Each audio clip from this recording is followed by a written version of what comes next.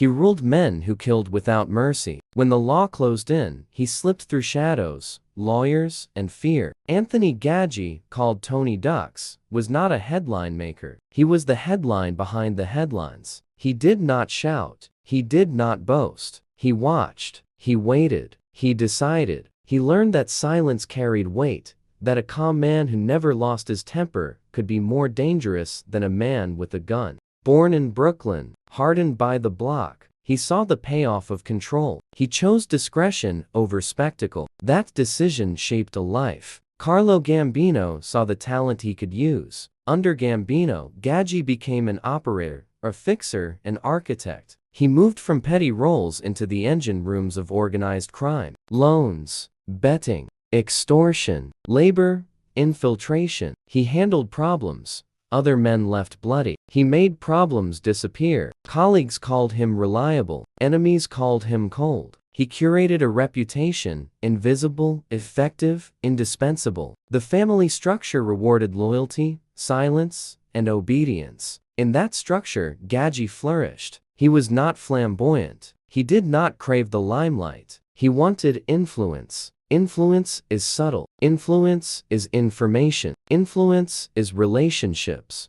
Gaggi built a network. Union bosses, contractors, nightclub owners, corrupt clerks, fearful neighbors. Every contact was a lever. Pull one. The city shifted. Opportunity followed strategy. Hell's Kitchen was a brutal patch of Manhattan controlled by the Irish Westies. Gaggi saw a chance to fuse muscle with discipline. He brokered alliances. He offered protection, contracts, and profit. The Westies supplied ruthless enforcement. The Gambino family supplied cover and cut. It was transactional brutality. It worked. Street battles gave way to controlled violence. Kills were no longer random. They were business. The Westies became arms for deals the family could not touch directly. Gaggi kept his hands clean on paper. He collected the benefits. Roy DeMeo emerged as an instrument of terrifying efficiency. DeMeo and his crew perfected a trade in murder. Bodies were dismembered,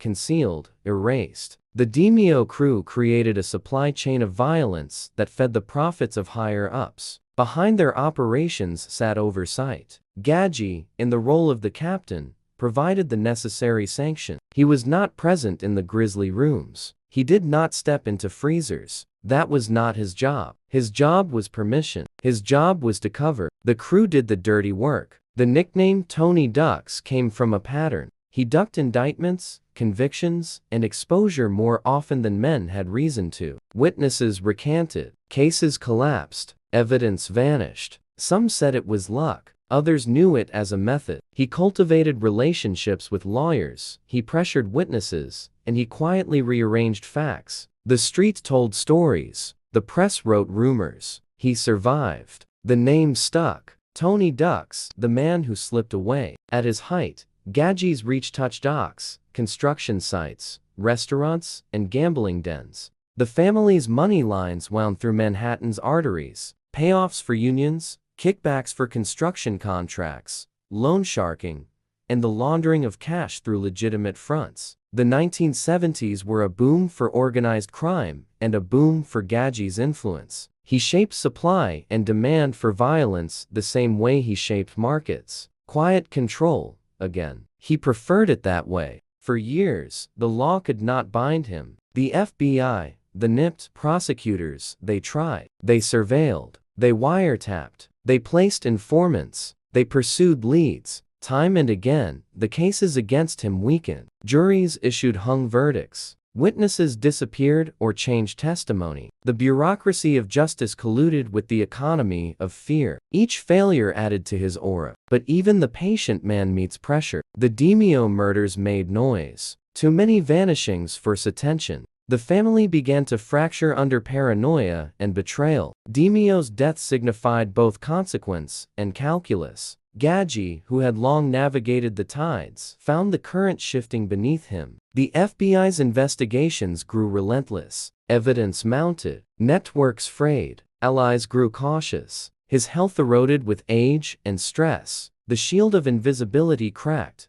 Arrest and prosecution arrived after years of pursuit. Indictments for racketeering, Murder conspiracies and corrupt enterprises accumulated. He faced the courtrooms with the composure that had marked his life. No grand statements, no dramatic confessions, just the same silence he used as armor. He did not admit, he did not cooperate. The law found its hold, but the story did not end with loud admissions. He carried silence to the end. Prison took him in the late 1980s. He suffered illness, diabetes, the slow decline that comes for many. He died there in 1988. Death did not bring explanations. It brought the closure the press never fully achieved. He left a complex legacy. To some, he was a necessary operator in a criminal economy. To others, he was the architect of silence that destroyed lives. The public learned the contours of the violence he shaped, but the full measure of his influence remained part myth, part strategic genius. John Gotti would later take loud credit and headlines. Gotti's theatrics obscured the quieter work of men like Gaggi. Yet among old network players, Gaggi's name held weight. He modeled a posture: avoid spectacle, build control, and let others do the visible cruelties. That posture altered how organized crime managed risk. It is a lesson in how power can be exercised without publicity. The human cost remains staggering. Men under his command became instruments. Families were shattered. Victims vanished and never returned. The DeMeo list reads like a horror catalog. Each name was someone's husband, brother, or son. Each body carried the ripple effects of decisions made in back rooms. The moral ledger is long. The profits were tallied in cash and influence. The losses were tallied in lives and silence. Contemporary investigators reflect on mixed lessons. One thread is clear: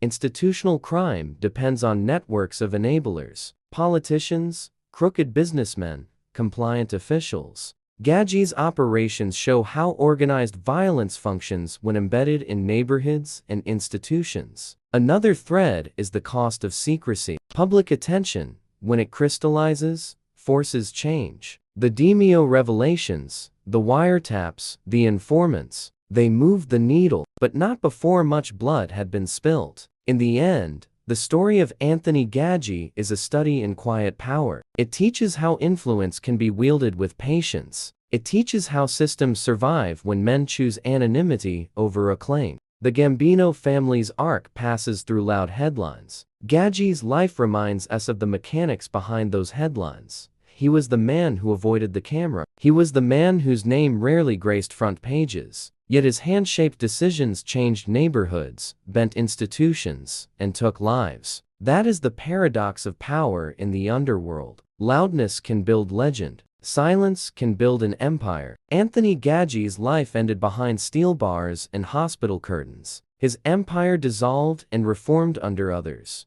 The model he used influenced a generation of operators who learned that discretion could be the most effective kind of force. And for a city that watches for the visible, the invisible remains the most dangerous. Power without applause. Control without spectacle. The quiet hand that built fear. Tony Ducks. The quiet power behind the Gambino family. If you found this story gripping, subscribe now for more untold histories, hidden empires, and the dark truths that shaped our world. Don't just watch, follow the shadows with us. Because behind every legend, there's always another name the world forgot. Subscribe, watch more, stay curious.